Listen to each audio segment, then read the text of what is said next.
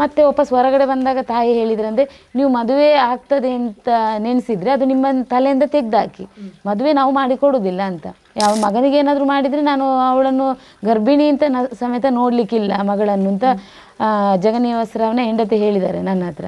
FIR ಈಗಲೇ ತೆಗೀರಿ, ಈಗಲೇ ನನ್ನ ಎದುರಿಗೆ ಅರ್ಧ ಹಾಕಿ ಅಂತ ಜಗನ್ನಿವಾಸರಾವ್ ನಮಗೆ ಒತ್ತಾಯ ಮಾಡಿದರು ಪೊಲೀಸರಿಗೆ. ನೀವು ಈಗಲೇ ಅರ್ಧ ಹಾಕಿ, ಈಗಲೇ ಅರ್ಧ ಹಾಕಿ, ನನ್ನ ಎದುರೇ ಅರ್ಧ ಹಾಕಿ ಅಂತ.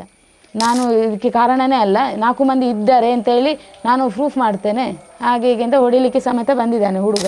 ನಾನು ಅತ್ಯಂತ ಗೌರವ ಕೊಡುವುದು ಮಹಿಳೆಯರಿಗೆ. ನಾನು ಅವರನ್ನು ತಲುಪುವಂತ ಪ್ರಯತ್ನವನ್ನು ಮಾಡಿದೆ, ಅವರ ಫೋನ್ ನನಗೆ ಸಿಗ್ಲಿಲ್ಲ.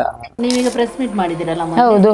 ಆ ನಂತರ ಅಶೋಕ್ ಇಲ್ಲ ಕಾಲ್ ಮಾಡಿಲ್ಲ ಮೇಡಮ್, ಅವರ ಫೋನ್ ನನಗೆ ಸಿಗ್ಲಿಲ್ಲ. ಅವರು ಈ ಸೆಟ್ಲ್ಮೆಂಟ್ ಮಾಡ್ಲಿಕ್ಕೆ ಅಂದರೆ ಮಗುವನ್ನು ತೆಗಿಸಿ ಡೊನೇಟ್ ಮಾಡ್ಲಿಕ್ಕೆ ಏನಾದರೂ ರೆಡಿ ಇದ್ದಾರೆ ಅಂತ ಜಗನ್ನಿವಾಸರಾವ್ ಇವರಿಗೆ ಶರಣ್ ಪಂಪಲ್ಲಿಗೆ ಹೇಳಿದ್ದಾರೆ.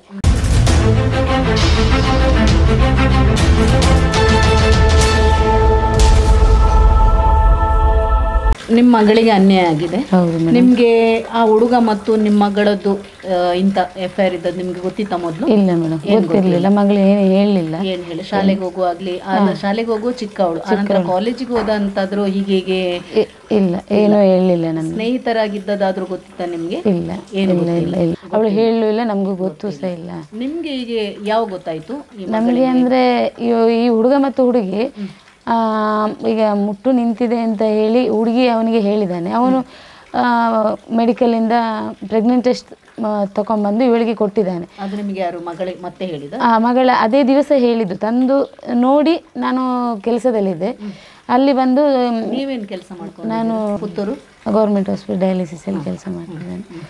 ಅಲ್ಲಿ ಬಂದು ಇದು ಕಿಟ್ಟು ತೋರಿಸಿ ನನ್ನ ಹತ್ರ ಹೇಳಿದೆ ಹೀಗೆ ಅಂತ. ನನ್ನಿಂದ ತಪ್ಪಾಗಿದೆ ಆಂಟಿ, ಎಷ್ಟು ಟೈಮ್ ಆಯ್ತು ಅಂದ್ರೆ ಈ ಕಿಟ್ ಇವನೇ ತಂದು ಕೊಟ್ಟ. ಮಗಳಿಗೆ ತಂದು ಕೊಟ್ಟು ಮಾಡಿ ಟೆಸ್ಟ್ ಮಾಡಿ ನೋಡಿದ ನಂತರ ನಿಮ್ಮನ್ನು ಭೇಟಿ ಹಾಸ್ಪಿಟಲ್ ಇಬ್ರು ಬಂದಿದ್ದಾರೆ. ಇಬ್ರು ಅವನ ಕಾರಲ್ಲಿ ಅವನು ಕರ್ಕೊಂಡು ಬಂದದ್ದು ಇಲ್ಲಿಂದ ಮನೆಯಿಂದಾನೆ. ಹಾಗೆ ಅಲ್ಲಿ ನೋಡಿ ನಾನು ಮತ್ತೆ ಅವನ ತಂದೆಗೆ ಡೈರೆಕ್ಟಾಗಿ ನಾನು ಕಾಲ್ ಮಾಡಿದ್ದೇನೆ. ಮಾಡಿ ಕರೆಸಿ ಹೇಳಿದೆ ಹೀಗೆ ಆಗಿದೆ. ಎಲ್ಲಿ ಕರೆಸಿದ್ರಿ? ಅದು ಹಾಸ್ಪಿಟ್ಲ್ ಎದುರುಗಡೆನೆ ನಾವು ಮಾತುಕತೆ ಆದದ್ದು. ಕರೆಸಿದಾಗ ಅವರು ಬಂದು ಹೇಳಿದರು ಇದು ಮರ್ಯಾದೆ ಪ್ರಶ್ನೆ, ಇಡೀ ಲೋಕ ಗೊತ್ತಾದರೆ ನನಗೆ ಶೇಮ್ ಆಗ್ತದೆ ಮತ್ತು ನನ್ನ ಕೆಲಸದ್ದು ಆಗಿದೆ. ನಾನು ದೇವಸ್ಥಾನದ ಇದರಲ್ಲಿ ಆಡಳಿತ ಇದನ್ನೇನೋ ಕೆಲಸ ಮಾಡ್ತಾ ಇದ್ದಾರೆ ಅವರು BJP ಮುಖಂಡರು ಅಂತ ಹೇಳ್ತಾರೆ. ನನಗೆ ಅದೆಲ್ಲ ಮುಂಚೆನೇನು ಗೊತ್ತಿಲ್ಲ ಮೇಡಮ್. ನಮಗೆ ಈಗ ಈ ದೇವಸ್ಥಾನ ಕಮಿಟಿಯಲ್ಲಿರೋದು.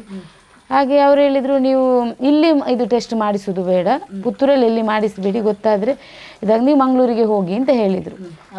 ಅವರೇ ಹೇಳಿದರು. ನಿಮ್ಮ ಮಗಳಿಗೆ ಈಗ ಮೆನ್ಸ್ಟ್ರೇಷನ್ ಪ್ರಾಬ್ಲಮ್ ಇತ್ತು ಅಂತ ಹೇಳಿದ್ರು, ಅದು ಗೊತ್ತಿತ್ತ ಮೊದಲು? ಹೌದು, ಅವಳಿಗೆ 3-4 ತಿಂಗಳಿಗೊಮ್ಮೆ ಮೆನ್ಸಸ್ ಪ್ರಾಬ್ಲಮ್ ಇತ್ತು. ಅದು ನಾನು ಡಾಕ್ಟರ್ ಹತ್ರ ಕನ್ಸಲ್ಟ್ ಮಾಡಿದ್ದೇನೆ. ಅವರು ಹೇಳಿದರು ಅಂದರೆ ಆಗ್ತಾ ಇರ್ತದೆ, ಅದು ಸರಿ ಆಗುತ್ತೆ, ಹೋದಾಗೆ ಕರೆಕ್ಟ್ ಆಗುತ್ತೆ ಅಂತ ಅವರು ಹೇಳಿದ್ದಾರೆ. ಅವನು ಅತೇನಾ ಹಾಸ್ಪಿಟ್ಲಿಗೆ ಬಂದಿದ್ದಾನೆ, ನನ್ನದೇ ಇದು ಅಂತೇಳಿ ಅವನು ಬಂದಿದ್ದಾನೆ ಅತೇನಾ ಹಾಸ್ಪಿಟ್ಲಿಗೆ. ಮತ್ತೆ ಅಲ್ಲಿಂದ ನಾನು ಸರಿ ಕಳಿಸಿದೆ, ಆಗೋದಿಲ್ಲ ಅಂತ ಅವರು ಹೇಳಿದ್ದಾರೆ. ಅಂದರೆ ಇದು 6 ತಿಂಗಳಾಗಿದೆ, ಇಂಥದ್ದೆಲ್ಲ ಅಬೋಷನ್ಗೆ ಇನ್ನೂ ಆಗೋದಿಲ್ಲ ಅಂದರೆ ಮಗುನು ಡೆಲಿವರಿ ಮಾಡಬೇಕಷ್ಟೇ ಅಂತ ಅವರು ಹೇಳಿದರು. ಸರಿ ಅವನನ್ನು ಕಳಿಸಿದೆ. ತಂದೆ ಹತ್ರ ಹೇಳಿದೆ ನೀವು ಬಂದು ಮಾತಾಡಿ ಅಂತ. ನಮ್ಮ ತಾಯಿ ಮನೆ ದೇರ್ಲಕಟ್ಟೆ, ಅಲ್ಲಿಗೆ ಹುಡುಗನ ತಂದೆ ತಾಯಿ ಮತ್ತು ಅವಳ ದೊಡ್ಡ ಅಕ್ಕ ಇದ್ದಾನೆ ಅವರೆಲ್ಲ ಬಂದು ಮಾತುಕತೆ ಆಗಿದೆ. ಮಂಗಳೂರಿಗೆ ತಾಯಿ ಮನೆ ಜಗನ್ನಿವಾಸರವರ ಹೆಂಡತಿ ಮಗ ಮಾತ್ರ ಕರ್ಕೊಂಬರಲಿಲ್ಲ. ಇವರು ಎಲ್ಲ ಮಾತಾಡಿಸಿ ಬಂದಿದ್ದಾರೆ. ಅದಕ್ಕಿಂತ ಮುಂಚೆ ತಾಯಿಗೆ ಹೇಳಿಲ್ಲ ಇವರು. ನನಗೆ ಮತ್ತು ಜಗನ್ನಿವಾಸರಾವ್ ನಾವು ಇಬ್ಬರು ಮಾತಾಡ್ಕೊಂಡು ತಾಯಿಗೆ ಹೇಳಬೇಡಿ, ಅವ್ರು ತುಂಬ ಕೋಪದವರು ಹಾಗೆ ಹೀಗೆ ಅಂತ ನನ್ನ ಹೇಳಿದರು. ಸರಿ ಅವರು ಹೇಳಿದ್ರೆ ನಾವು ಹೇಳಿದೆ ಕರ್ಕೊಂಡು ಬನ್ನಿ, ಯಾಕೆಂದರೆ ಈ ಟೈಮಲ್ಲಿ ಅವ್ರು ಬೇಕು ನಮಗೆ ಅಂತ. ಆಗ ಅವರು ಬಂದು ಸರಿ ನಮಗೆ ಸೆಕೆಂಡ್ ಒಪಿನಿಯನ್ ತೊಗೊಳ್ಬೇಕು ಅಂತ KSHeಗಡೆಗೆ ಹೋದೆವು. ಅಲ್ಲಿ ಹೋಗಿ ಸಹ ಟೆಸ್ಟ್ ಎಲ್ಲ ಆಗುವಾಗ ಅವರು ಹೇಳಿದಷ್ಟೇ ಡಾಕ್ಟ್ರು ಆಗೋದಿಲ್ಲಮ್ಮ, ಇದು ಏನು ಮಾಡಲಿಕ್ಕೆ ಆಗೋದಿಲ್ಲ. ಇವರು ಅದರ ಮೇಲೆ ಸಹ ಅಷ್ಟೇ ಒಂದು ದಿವಸ ಆಗ್ತದೆ, ಒಂದು ದಿವಸ ತೆಗಿಸಿ ಹೋಗ್ಬೋದು ಹಾಗೆ ಹೀಗೆ ಅಂತ ಅವರ ತಾಯಿ ಮಾತಾಡ್ತಾ ಇದ್ರು. ನಾನು ಏನು ಮಾತಾಡಲಿಕ್ಕೆ ಹೋಗಲಿಲ್ಲ ಆ ಟೈಮಲ್ಲಿ. ಮತ್ತೆ ವಾಪಸ್ ಹೊರಗಡೆ ಬಂದಾಗ ತಾಯಿ ಹೇಳಿದ್ರಂದರೆ ನೀವು ಮದುವೆ ಆಗ್ತದೆ ಅಂತ ನೆನೆಸಿದರೆ ಅದು ನಿಮ್ಮ ತಲೆಯಿಂದ ತೆಗೆದಾಕಿ, ಮದುವೆ ನಾವು ಮಾಡಿ ಕೊಡೋದಿಲ್ಲ ಅಂತ. ಸರಿ, ಆಗ ನನ್ನ ಗಂಡ ಹೇಳಿದರು ಮಗನನ್ನು ಮೀಟ್ ಆಗಬೇಕು, ನೀವೇ ಮಗನನ್ನು ಯಾಕೆ ಕರ್ಕೊಂಬರಲಿಲ್ಲ, ಅವನನ್ನು ಮೀಟ್ ಆಗಬೇಕು ಅಂತ. ನೀವು ಮಗನ ಹತ್ರ ಎಂತ ಉಂಟು ಮಾತಾಡಲಿಕ್ಕೆ, ನಮ್ಮ ಹತ್ರ ಮಾತಾಡಿ. ಯಾವ ಮಗನಿಗೆ ಏನಾದರೂ ಮಾಡಿದರೆ ನಾನು ಅವಳನ್ನು ಗರ್ಭಿಣಿ ಅಂತ ಸಮೇತ ನೋಡಲಿಕ್ಕಿಲ್ಲ ಮಗಳನ್ನು ಅಂತ ಜಗನ್ನಿವಾಸರಾವ್ನ ಹೆಂಡತಿ ಹೇಳಿದ್ದಾರೆ ನನ್ನ ಹತ್ರ. ಅಲ್ಲೂ ನಾವು ಮಾತಾಡಲಿಲ್ಲ, ಯಾಕೆಂದರೆ ನಾವು ಹೆಣ್ಣಿನ ಕಡೆಯವರು, ನಾವು ಸ್ವಲ್ಪ ಇದರಲ್ಲೇ ಇರಬೇಕು ಅಂತೇಳಿ ನಾನು ಸುಮ್ಮನೆ ಸೈಲೆಂಟೆಲ್ಲ ಆಗಿದ್ದೆ. ವಾಪಸ್ ನಾವು ಮನೆಗೆ ಬಂದೆವು, ಅವರು ಪುತ್ತೂರಿಗೆ ಬಂದರು. ಮಾಡಿದರು, ಶಾಸಕರಿಗೆ ಕಾಲ್ ಮಾಡಿದರು. ಶಾಸಕರು ನನಗೆ ಅವರು ಫೋನ್ ಮಾಡಿ ಕೊಟ್ಟರು, ಹೇಳಿದರು ತೆಗೀರಮ್ಮ FIR, ಅಂದರೆ ಅವರು ಹೇಳ್ತಿದ್ದಾರಲ್ಲ ರಿಜಿಸ್ಟ್ರ್ ಮಾಡಿ ಕೊಡ್ತಾರಂತೆ. ಮತ್ತು ಗಣ್ಯ ವ್ಯಕ್ತಿ ಎಲ್ಲ ಹೀಗೆ ದೇವಸ್ಥಾನದ ಕೆಲಸ ಮಾಡುವವರಲ್ವ, ಅವ್ರದ್ದು ಒಂದು ಇದು ಇರ್ತದೆ, ಅದಕ್ಕೆ ನೀವು ತೆಗೀರಿ, ಅವರು ರಿಜಿಸ್ಟ್ರ್ ಮಾಡಿ ಕೊಡ್ತಾರೆ. ನಿಮಗೆ ಕಾಲ್ ಮಾಡಿದ್ರೆ ಅಥವಾ ಅವರಿಗೆ ಕಾಲ್ ಮಾಡಿದ್ರು, ಅವರ ಮೊಬೈಲಿಂದ ನನ್ನ ಹತ್ರ ಮಾತಾಡಿಸಿ. ಸರಿ, ಹಾಗೆ ನಾನು ಹೀಗೆ ಇವರು ಒಪ್ಪಿದಾರಲ್ಲ ರಿಜಿಸ್ಟ್ರ್ ಮಾಡಲಿಕ್ಕೆ, ಇವರು 23ಕ್ಕೆ ಅವನಿಗೆ 21 ವರ್ಷ ಆಗ್ತದೆ, ಜುಲೈಗೆ, ನಾವು ಜೂನಿಗೆ ಮದುವೆ ಮಾಡಿ ಕೊಡ್ತೇವೆ. ಸರಿ, ಹಾಗೆ ನಾವು ಮಾತುಕತೆ ಅಲ್ಲೇ ಪೊಲೀಸ್ ಸ್ಟೇಷನಲ್ಲಿ ನಮ್ಮದು ಮಾತುಕತೆಯಾಗಿ ನಾವು ಅದನ್ನು FIR ಈಗಲೇ ತೆಗೀರಿ, ಈಗಲೇ ನನ್ನ ಎದುರಿಗೆ ಅರ್ಧ ಹಾಕಿ ಅಂತ ಜಗನ್ನಿವಾಸರಾವ್ ನಮಗೆ ಒತ್ತಾಯ ಮಾಡಿದರು ಪೊಲೀಸರಿಗೆ. ನೀವು ಈಗಲೇ ಅರ್ಧ ಹಾಕಿ, ಈಗಲೇ ಅರ್ಧ ಹಾಕಿ, ನನ್ನ ಎದುರೇ ಅರ್ಧ ಹಾಕಿ ಅಂತ. ಸರಿ, ಅವರು ನಾವು ರಾಜ್ಯ ಪಂಚಾಯತಿಗೆ ಮಾಡಿದ್ವಲ್ಲ, ಅದಕ್ಕೆ ಅವರು ಅಲ್ಲೇ ಅರ್ಧ ಹಾಕಿದರು. ಹೀಗೆ ಬರೆದು ಮುಚ್ಚಳಿಗೆ ಪತ್ರ ಬರೆದು ಕೊಟ್ಟಿದ್ದಾರೆ, ಮದುವೆ ಮಾಡಿಸ್ತೇನೆ. ಅದಾದ ನಂತರ 22ಕ್ಕೆ ನಮ್ಮ ಮನೆಯಲ್ಲೇ ನಾವು ಹುಡುಗ ಹುಡುಗಿಯನ್ನು ಕೂತು ಮಾತಾಡಿಸಿದ್ದೇವೆ. ಅಲ್ಲೂ ಅವನು ಹೇಳಿದಿಷ್ಟೇ, ನಾನು ಮದುವೆ ಆಗುವುದಿಲ್ಲ ಅಂತ. ಯಾಕೆ ನಾನು ತಂದೆ ಹತ್ರ ಕೇಳಿದೆ, ನೀವು ಒಪ್ಪಿಸ್ತೇನೆ, ನೀವು ಮದುವೆ ಮಾಡಿಸ್ತೇನೆ ಅಂತ ಹೇಳಿದವರಲ್ಲ, ಈಗ ಹುಡುಗ ಆಗೋದಿಲ್ಲ, ನಾನು ಒಪ್ಪಿಸುವಷ್ಟು ಒಪ್ಪಿಸಿದೆ, ಅವನು ಆಗೋದಿಲ್ಲ ಅಂತೀರಿ, ಆಗಲ್ಲ ಅಲ್ಲೇ ಮಾಡ್ಬೋದಿತ್ತಲ್ಲ ನಮಗೆ, ನೀವು ಅಲ್ಲಿ ಯಾಕೆ FIR ಇದು ಮಾಡಿ, ನಾನು 21 ವರ್ಷ ಆಗುವಾಗ ಅವನಿಗೆ ಮದುವೆ ಮಾಡಿ ಕೊಡ್ತೇನೆ ಅಂತ ಯಾಕೆ ನೀವು ಅಲ್ಲಿ ಒಪ್ಕೊಂಡದ್ದು ಅಲ್ವಾ? ಈಗ ಇಲ್ಲಿ ಆಗೋದಿಲ್ಲ ಅಂತ ಹೇಳಿದರೆ ಅದಕ್ಕೆ ಅರ್ಥ ಉಂಟಾ ಅಂತ ಹೇಳಿ, ಇಲ್ಲ ನಾನು ಇದು ಮಾಡ್ತೇನೆ, ಅವನನ್ನು ಒಪ್ಪಿಸ್ತೇನೆ ಅಂತ ಹೇಳಿದೆ. ಇಷ್ಟು ದಿವಸ 1.5 ತಿಂಗಳಲ್ಲಿ ನೀವು ಒಪ್ಪಿಸ್ಲಿಕ್ಕೆ ಆಗದ್ದು, ಒಂದು ದಿವಸದಲ್ಲಿ ಅವನು ಒಪ್ಪುತ್ತಾನಾ?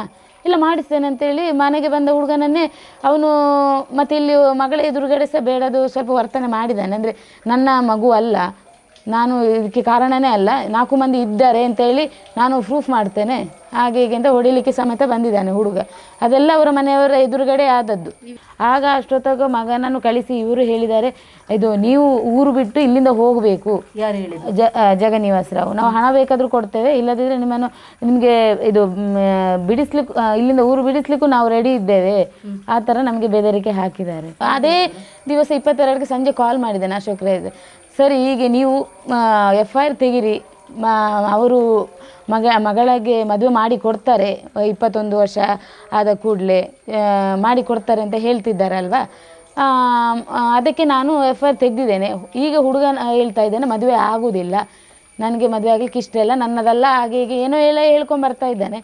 ಅದಕ್ಕೆ ನೀವೇ ಅಲ್ವಾ, ನೀವು ಹೇಳಿದ ಕಾರಣ ನಾನು ತೆಗೆದಿದ್ದೇನೆ ಸರ್ ನಿಮ್ಮ ನಂಬಿ. ಈಗ ಕೇಳಿದರು, ಅದಕ್ಕೆ ಅವರು ಹೇಳಿದರು, ಸರಿ ನಾನು ಸಹ ಅವರು ಒಂದು ಗಣ್ಯ ವ್ಯಕ್ತಿಗಳು, ಸುಮ್ಮನೆ ಅವರ ಮಾನ ಮರ್ಯಾದೆಲ್ಲ ಹೋಗೋದು ಬೇಡ, ನಮ್ಮ ಹತ್ರ ರಿಕ್ವೆಸ್ಟ್ ಮಾಡಿಕೊಂಡ್ರು, ಆದ ಕಾರಣ ನಾನು ತೆಗಿಲಿಕ್ಕೆ ಹೇಳಿದೆ. ಮತ್ತೆ ಅದು ನೀವೇ ಕೂತು ಮಾತಾಡಬೇಕಮ್ಮ, ಅದನ್ನು ನಾವು ಮಾತಾಡಲಿಕ್ಕೆ ಆಗೋದಿಲ್ಲ.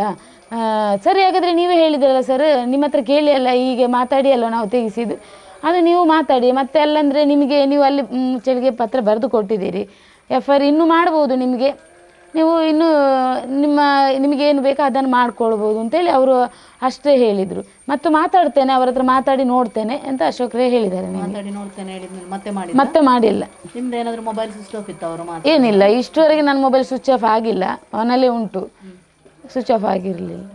ನೀವೀಗ ಪ್ರೆಸ್ ಮೀಟ್ ಮಾಡಿದ್ದೀರಲ್ಲ? ಹೌದು.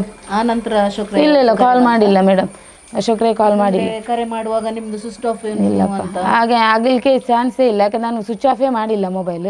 ಅವರು ಮಾಡಿದ್ದು ನನಗೆ ಬರಲಿಲ್ಲ, ಅವರೊಂದು ಕಾಂಟ್ಯಾಕ್ಟು ನನಗೆ ಇಲ್ಲ, ನನಗೆ ಇವರೇ ಕಾಂಟ್ಯಾಕ್ಟ್ ಮಾಡಿ ಕೊಟ್ಟದ್ದು, ಜಗನ್ನಿವಾಸರಾವೇ ಫೋನ್ ಮಾಡಿ ಇದು ಮಾಡಿಕೊಟ್ಟದ್ದು, ಅಷ್ಟೇ ಬಿಟ್ಟು ನನಗೆ ಅವ್ರ ಕಾಂಟ್ಯಾಕ್ಟ್ ಏನಿಲ್ಲ. ಒಂದು ವೇಳೆ ಈಗ ಎಲ್ಲ ಆಗಿ ಅವರು ಮದುವೆಗೆ ಒಪ್ಪಿಕೊಂಡ್ರು ಅಂತ ಹೇಳುವ, ಮದುವೆಗೆ ಒಪ್ಪಿಕೊಂಡ್ರು ಅಂತ ಹೇಳಿದ ನಂತರ ಈಗೆಲ್ಲ ಇಷ್ಟು ಎಲ್ಲ ಸಂಘರ್ಷಗಳಾಗಿ ಕೇಸಾಗಿ ನೀವು ಪ್ರೆಸ್ ಮೀಟ್ ಮಾಡಿದ್ರಿ, ಎಲ್ಲ ಮಾತಾಡಿದ್ರಿ, ಆದ ನಂತರ ಈಗ ಮದುವೆ ಆದ ನಂತರ ಆ ಹುಡುಗಿಯನ್ನು ಮದುವೆ ಆದ ನಂತರ ಚಿತ್ರಹಿಂಸೆ ಕೊಟ್ಟರೆ ಏನು ಮಾಡ್ತೀರಿ? ಅದಕ್ಕೆ ಅವರ ಮನೆಗೆ ನಾನು ಕಳಿಸುವಾಗ ಮಗುವಿಗೆ ಏನಾದರೂ ತೊಂದರೆ ಆದರೆ ಅವರ ಮನೆಯವರೇ ಅಂತ ಬರೆದು ಅವರು ನನಗೆ ಕೊಡಬೇಕು. ಕೊಟ್ಟ ನಂತರನೇ ನಾನು ಇದನ್ನು, ಯಾಕೆಂದರೆ ಅವರ ಮೇಲೆ ಕಳಿಸ್ಲಿಕ್ಕೂ ನನಗೆ ಇದಿಲ್ಲ, ಧೈರ್ಯ ಇಲ್ಲ. ಆದರೆ ಕಳಿಸೋದೇ ನನಗೆ ಆಗೋದು, ಯಾಕೆಂದರೆ ಹೆಣ್ಣು ಮಗಳನ್ನು ನಾನು ಅವನು ರಿಜಿಸ್ಟರ್ ಆಗಬೇಕು, ರಿಜಿಸ್ಟರ್ ಮ್ಯಾರಿಡ್ ಆಗಬೇಕು, ಕಳಿಸಬೇಕು. ನೋಡಿ, ಮೊನ್ನೆ ಒಮ್ಮೆ ನೀವು ಪ್ರೆಸ್ ಮೀಟ್ ಮಾಡ್ತೇನೆ ಅಂತ ಎಲ್ಲ ರೆಡಿ ಮಾಡಿ ಒಂದು ಡೇಟ್ ಫಿಕ್ಸ್ ಮಾಡಿದ್ದೀರಿ, ಆ ಪ್ರೆಸ್ ಮೀಟ್ ರದ್ದಾಯಿತು, ಯಾಕೋಸ್ಕರ? ಬರ್ತೇವೆ ಅಂತ ಹೇಳಿದ್ದೆವು ಮೇಡಮ್, ಆದರೆ ಆ ದಿವಸನೇ ಮಗಳಿಗೆ ಹೆರಿಗೆ ನೋವು ಸ್ಟಾರ್ಟ್ ಆಯಿತು. ಮತ್ತು ಡಾಕ್ಟರ್ ಹತ್ರ ಕೇಳಿದೆ, ಅವರು ಹೇಳಿದರು ಬನ್ನಿ ಹಾಸ್ಪಿಟ್ಲಿಗೆ, ಹಾಗೇನಾದಿದ್ದರೆ ನಾವು ಕಳಿಸೋದಿಲ್ಲ, ಇಲ್ಲದಿದ್ದರೆ ನಿಮಗೆ ಹೋಗ್ಬೋದು. ಹಾಗೆ ಹೋಗುವಾಗ ಡಾಕ್ಟ್ರ್ ಹೇಳಿದ್ರು 30% ಗರ್ಭಕೋಶ ಓಪನ್ ಆಗಿದೆ, ಡೆಲಿವರಿಗೆ ಆಯಿತು, ಹೋಗ್ಲಿಕ್ಕೆ ಆಗೋದಿಲ್ಲ, ನೀವು ಹೇಳಿಬಿಡಿ ಅಂತ ನಮಗೆ ಅಲ್ಲಿ ಹೋದ ನಂತರನೇ ಗೊತ್ತಾಯ್ತು. ಹಾಗೆ ನಾನು ರದ್ದು ಮಾಡಿದ್ದೇನೆ. ಮಗುವನ್ನು ತೆಗಿಸಿ ಅಂದರೆ ಬೇರೆ ಯಾರಿಗಾದ್ರೂ ಡೊನೇಟ್ ಮಾಡಿ ಹಾಗೆ ಅಂತ. ಅದಕ್ಕೆ ನಾನು ಮಗುವನ್ನು ಡೊನೇಟ್ ಮಾಡಿದ್ರೆ ಮಗಳನ್ನು ಮದುವೆ ಆಗ್ತಾರೆ ಅಂತ. ಇದು ಶರಣ್ ಪಂಪಲ್ಲಿ ಮಾತ್ರ ಹೇಳಿದ್ರ? ಶರಣ್ ಪಂಪೆಲ್ಲ ಅಲ್ಲ, ವಿಜಯಕ್ಕ, ಅವ್ರು ಶರಣ್ ಪಂಪೆಲ್ ಅವರು ಬರಲಿಕ್ಕೆ ಆಗೋದಿಲ್ಲ ಅಂತ ವಿಜಯಕ್ಕ ಅಂತೇಳಿ ಅವರ ಹತ್ರ ಅಲ್ಲೇ ಪಂಪೆಲಲ್ಲಿ ಅವರ ಮನೆಯಲ್ಲಿ ನಾವು ಮೀಟಿಂಗ್ ಮಾಡಿದ್ದು. ಯಾರೆಲ್ಲ? ನಾನು, ನನ್ನ ತಂಗಿ ಮತ್ತು ಹುಡುಗಿ, ನನ್ನ ಮಗಳು, ಇಷ್ಟು ಮಂದಿ ಮೀಟಿಂಗ್. ಅವ್ರು ಬರ್ತಾರೆ ಅಂತ ಹೇಳಿದರು, ಬರಲಿಲ್ಲ ಶರಣ್ ಪಂಪೆಲ್.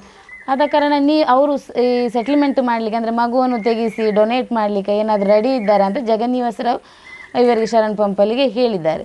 ಹಾಗೆ ನಾನು ಹೇಳಿದೆ, ಏನೂ ಆದರೂ ನಾನು ಮಗುವನ್ನು ತೆಗಿಸ್ಲಿಕ್ಕೆ ನಾನು ರೆಡಿ ಇಲ್ಲ. ಅವರಂದರೆ ವಿಜೇಶ್ ಅವರು ಅಂದರೆ ಹೇಳಿದರು, ಅಂದರೆ ಮುಂದಿನ ಮಗುವಿನ ಭವಿಷ್ಯ, ಮಗಳ ಭವಿಷ್ಯ ತುಂಬ ನೋಡಿದ್ದೇನೆ, ತುಂಬ ನಾನು ಇದಕ್ಕೆ ನ್ಯಾಯ ಕೊಡಿಸಿದ್ದೇನೆ ಇದಕ್ಕೆ. ಅಂದರೆ ಕೆಲವರು ಬೇಡ ಮೇಡಮ್ ಮತ್ತೆ ಮನೆಗೆ. ಆದರೆ ಶರಣ್ ಪಂಪಲ್ಲಿ ಈಗ ವಿಶ್ವ ಹಿಂದೂ ಪರಿಷಲ್ಲಿ ಇದ್ರು, ಅದರ ಒಂದು ಸಂಘಟನೆ ದುರ್ಗಾವಾಹಿನಿಯ ಮಹಿಳೆಯರ ಹತ್ರ ಪರಿಚಯ ಮಾಡಿಸ್ಲಿಲ್ವಾ? ಇಲ್ಲ ಮಾಡಿಸ್ಲಿಲ್ಲ, ಏನಿಲ್ಲ. ದುರ್ಗಾವಾಹಿನಿ ಮಹಿಳೆಯರ ಪರಿಚಯ ಮಾಡಿಸ್ಲಿಲ್ಲ. ಎರಡೂ ಕಡೆಗೆ ಸಹ ನ್ಯಾಯ ಬೇಕು ಎರಡೂ ಬೇಕು ನಮಗೆ. ಎರಡೂ ಕಡೆಗೆ ನ್ಯಾಯ ಬೇಕು ಅಂದ್ರೆ ಶರಣ್ ಪಂಪಲ್ರವರು ಮದುವೆ ಮಾಡಿ ಕೊಡ್ಬೇಕು. ಎರಡು ಕಡೆಗೆ ಸಹ ನ್ಯಾಯ ಸಿಗ್ತದೆ. ಖಾಲಿ ಮಗುವನ್ನೇ ತೆಗೆದು ಡೊನೇಟ್ ಮಾಡಿದ ಕೂಡಲೇ ಮದುವೆ ಮಾಡಿಸುದು ಹೇಳುವಾಗ ಆ ಮಗು ಹಾಗಾದ್ರೆ ಇವರು ಮದುವೆ ಆಗುದಾದ್ರೆ ಆ ಮಗುವನ್ನು ಮಾಡಬಹುದು, ಸ್ವೀಕಾರ ಮಾಡಬಹುದು. ಯಾರಿಗ ಆ ಮಗುವನ್ನು ಡೊನೇಟ್ ಮಾಡಿದ ನಂತರ ಮದುವೆ ನ್ಯಾಯ ತೆಗೆಸಿಕೊಡುವ ಉದ್ದೇಶ ಇದ್ರೆ ಶರಣ್ ಪಂಪು ಎಲ್ಲ ನಡುವಲ್ಲಿ ಕೂತ್ಕೊಂಡು ಎರಡೂ ಕಡೆಯವರನ್ನು ಕೂತ್ಕೊಡಿಸಿ ಮದುವೆಗೆ ಮಾಡಿ ಕೊಡಬೇಕಿತ್ತು. ಹೌದು, ಅಲ್ಲಿ ಒಬ್ಬರ ಗೌರವ ನೋಡುದಲ್ಲ, ಇನ್ನೊಂದು ಹುಡುಗಿಗೆ ಅನ್ಯಾಯ ಆಗಿದೆ, ಸಂತ್ರಸ್ತೆ, ಅವಳಿಗೆ ನ್ಯಾಯ ಕೊಡಿಸುದಾದ್ರೆ ಮಾಡಬೇಕು. ಇವರ ದುರ್ಗಾವಾಹಿನಿ ಸಂಘಟನೆಯನ್ನು ಮುಂದೆ ಕಳಿಸಬೇಕಿತ್ತು. ಯಾಕಂದ್ರೆ ನೀವು ಹೇಳಿದ್ರಿ ನಿಮ್ಮ ತಂಗಿ ಸಹ ಒಂದು ದುರ್ಗಾವಾಹಿನಿ ಸಂಘಟನೆಯಲ್ಲಿ ಇದ್ದವರು. ಹಾಗಾಗಿ ಈ ರೀತಿ ನ್ಯಾಯ ತೆಗೆಸಿಕೊಡುದು ನನಗೂ ನೋಡಿಲ್ಲ. ಆ ನಂತರ ಯಾರು ಬಂದಿದ್ದಾರ ಮನೆಗೆ? ಇಲ್ಲ, ಅದೇ ಬರ್ಲಿಲ್ಲ, ಯಾರು ಕರೆ ಮಾಡಿಲ್ಲ. ನಾನು ತಾಯಿ ಮತ್ತು ಮಗುವನ್ನು ಹಿಡ್ಕೊಂಡು ಧರಣಿಯೇ ಕುತ್ಕೊಳ್ತೇನೆ. ಯಾಕಂದ್ರೆ ನನ್ನ ಮಗಳಿಗೆ ನ್ಯಾಯ ಬೇಕು. ಇಷ್ಟು ದಿವಸ ಆಗಿ ಪೊಲೀಸರು ಸಹ ಯಾಕೆ ಇಷ್ಟು ಕೇರ್ಲೆಸ್ ಮಾಡ್ತಾ ಇದ್ದಾರೆ ಅಂತೇಳಿ ಅದು ಬೇಕು ನನಗೆ. ಪೊಲೀಸರು ಕೇಳಿದರೆ ನಾವು ಮಾಡ್ತಾ ಇದ್ದೇವಮ್ಮ, ಕ್ಲೂ ಸಿಗ್ತಾ ಉಂಟಮ್ಮ, ಅಲ್ಲಿಗೆ ನಾವು ಸಡನ್ನಾಗಿ ನಾವು ಹೇಳಿದ ಕೂಡಲೇ ಅವನು ತಪ್ಪಿಸ್ಕೊಳ್ತಾನೆ. ಇವರು ಹೇಳೋ ಮುಂಚೆ ನಾವು ತಪ್ಪಿಸ್ಕೊಳ್ಳಿ, ಈಗ ಅಲ್ಲಿ ಹೋಗೋ ಮುಂಚೆ ಅವನು ತಪ್ಪಿಸ್ಕೊಂಡ್ರೆ ಅಲ್ಲ, ಇವರೇನು ಕ್ರಿಮಿನಲ್ನಲ್ಲಿ ಹಿಡಿಯುವುದಲ್ಲ. ಒಂದು ಇಷ್ಟು ಸಣ್ಣ ಒಂದು ಹುಡುಗನನ್ನು ಇವರಿಗೆ ಹಿಡಿಲಿಕ್ಕೆ ಆಗದಿದ್ದರೆ ಪೊಲೀಸ್ ಇಲಾಖೆ ಯಾಕೆ ಅಲ್ವಾ? ನಾನು ಅದನ್ನೇ ಕೇಳೋದು. ಒಂದು ದುರ್ಗಾವಾಹಿನಿಯ ಮನೆ ಒಂದು ಹೆಣ್ಣಿಗೆ ಈ ರೀತಿ ಅನ್ಯಾಯ ಆದಾಗ ಸಹ ನ್ಯಾಯ ತೆಗೆಸಿಕೊಡ್ಲಿಕ್ಕೆ ಆಗುವುದಿಲ್ಲ ಹೇಳುವಾಗ ಇದು ಹಿಂದೂ ಸಮಾಜದ ದುರ್ದೈವ. ಇಲ್ಲಿ ನಾವು ಹಿಂದುತ್ವ ಹೋರಾಟ, ತಾಯಿ, ಮಹಿಳೆ, ಗೋವು, ಭೂಮಾತೆ ಅಂತ ನಾವು ಭಾಷಣದಲ್ಲಿ ನಾವು ಬೊಗಳೆ ಬಿಡುವವರು, ಈ ಮನೆಯವರು ಯಾರು ಭೂಮಿ ತಾಯಿ ಅಲ್ವಾ, ತಾಯಿಯಾಗಿ ಕಾಣ್ತಾ ಇಲ್ವಾ, ಗೋಮಾತೆಯಾಗಿ ಕಾಣುವುದಿಲ್ವಾ, ಹೆಣ್ಣಾಗಿ ಕಾಣ್ತಾ ಇಲ್ವಾ? ಯಾಕೆಂದರೆ ಅವರು ಪದೇ ಪದೇ ಹೇಳ್ತಿದ್ದಾರೆ, ನನ್ನ ತಂಗಿ ದುರ್ಗಾವಾಹಿನಿಯಲ್ಲಿ ಕಾಸರಗೋಡಲ್ಲಿ ಇರುವವರು ಅವರೆಲ್ಲ ಇಲ್ಲಿ ಬರಲಿಕ್ಕೆ ರೆಡಿ ಇದ್ದಾರೆ ಅಂತ ಹೇಳುವಾಗ ನಮ್ಮ ದಕ್ಷಿಣ ಕನ್ನಡ ಜಿಲ್ಲೆಯ ದುರ್ಗಾವಾಹಿನಿ ಎಲ್ಲಿ ಉಂಟು, ಸಂಘಟನೆಗಳು ಎಲ್ಲಿ ಉಂಟು? ಇಲ್ಲಿ ಗೌರವ ಇರುವುದು ಖಾಲಿ ಹಣದವರಿಗೆ ಮಾತ್ರ. ಹಿಂದುವಲ್ಲಿ ಮತ್ತು ಹಿಂದುತ್ವದಲ್ಲಿ ಹಣವಂತರು ಬಡವರು ಈ ರೀತಿ ಉಂಟಾ? ಎಲ್ಲರೂ ವೇದಿಕೆಯಲ್ಲಿ ನಿಂತು ದೊಡ್ಡ ದೊಡ್ಡ ಭಾಷಣ ಬಿಗಿತೀರಿ, ಹಿಂದುತ್ವ, ತಾಯಿ, ಗೋಮಾತೆ. ಒಂದು ಗೋವಿಗೆ ಅನ್ಯಾಯ ಆಗುವಾಗ ನೀವು ಅಲ್ಲಿ ಸಹ ನೋಡ್ತಾ ಇದ್ದೀರಿ, ಅಲ್ಲಿ ಹಿಂದೂಗಳ ಗೋವ, ಮುಸ್ಲಿಮರ ಗೋವ, ಕ್ರಿಶ್ಚಿಯನ್ರ ಗೋವ ಅಂತ. ಇಲ್ಲಿ ನಾನು ಈಗ ಓರ್ವ ಹಿಂದೂ ತಾಯಿಯಾಗಿ ಹೇಳ್ತಾ ಇದ್ದೇನೆ, ಒಂದು ಸೋಷಿಯಲ್ ವರ್ಕರ್ ಆಗಿ ಹೇಳ್ತಾ ಇದ್ದೇನೆ, ನಿಮ್ಮ ದುರ್ಗಾವಾಹಿನಿ ತಂಡವನ್ನು ಕಳಿಸಿಕೊಟ್ಟು ಆ ಹುಡುಗಿಗೆ ಒಂದು ನ್ಯಾಯ ತೆಗೆಸಿಕೊಡ್ಲಿಕ್ಕೆ ನೋಡಿ. ಇದು ನಿಮ್ಮ ನಿಜವಾದ ಹಿಂದುತ್ವ.